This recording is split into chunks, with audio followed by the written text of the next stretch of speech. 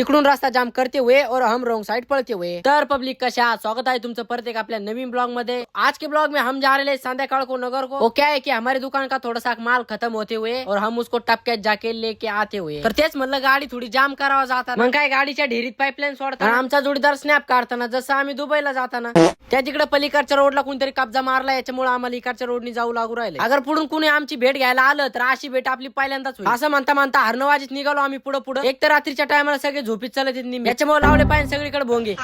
Wrong side पार करून आलो टपक्यास आपल्या शोरूम वर बसलो। इथं आपलं मस्त पैकी जुनं पानं नवीन बघ। सध्या तर काय याच्यातून आपल्याला काय घ्यायचं नव्हतं, त्याच्यामुळे म्हणलं बघत बसलो नाही का नेमकी काय काय आलंय नवीन। एक तर घरून आपल्याला फक्त 500-600 रुपये दिले, तेवढ्याच काय ते गप न्यावं लागणार आपल्याला। नाद करते काय लग्नाचा सीझन आल्या म्हणलं लोपर तर येणार, काय विषय नाही आणून टाक। वरती उचक पाचक करून आलो, मग खाली आपल्या प्लास्टिकच्या चपला घ्यायला। ते काय मागल्या व्हिडिओ सांगितलं मी भांडे घायच्या चपला त्या रपरापाच उडून जाऊ राहिल्या। घेतलंय खालून मस्त पैकी सगळं गाबाळ उचलून मग आणलो वरती बिल करण्यासाठी। तिकडे चपला उचकोस तर दुकानं बंद करून घेतलं त्यांनी। म्हणले टाइम झालाय आमचा, तुम्ही कवर बस आता टाइमपास करी। म्हणलं आता आमची दुकानं बंद करून येतो तुमची दुकानं चालू ठेवण्यासाठी। म्हणले आता बस आता रात भरी मग काय निघालो आपलं गोंगट घेऊन। जोडीदार म्हणले थोडा खिसा मोकळा करा घरी, आम्ही टोपलं बघून नाही आलो म्हणले। त्याला म्हणलं चल काय विषय नाही, आपले 1.25 पैशातून 42 रुपये उरलेले, सगळंच मोकळं होऊन जाऊ घरी, काय विषय नाही। मग काय पार्सल दिले तिथं मस्त पैकी पार्किंगला लावून। मग काय मागितली मस्त पैकी कारल्याची भाजी, दुधाची आमटी, हे इकडे हे आपला खिचडी बस काय नवीन थाळी। लो बजेट असल्यामुळे अशीच थाळी भेटत इथं।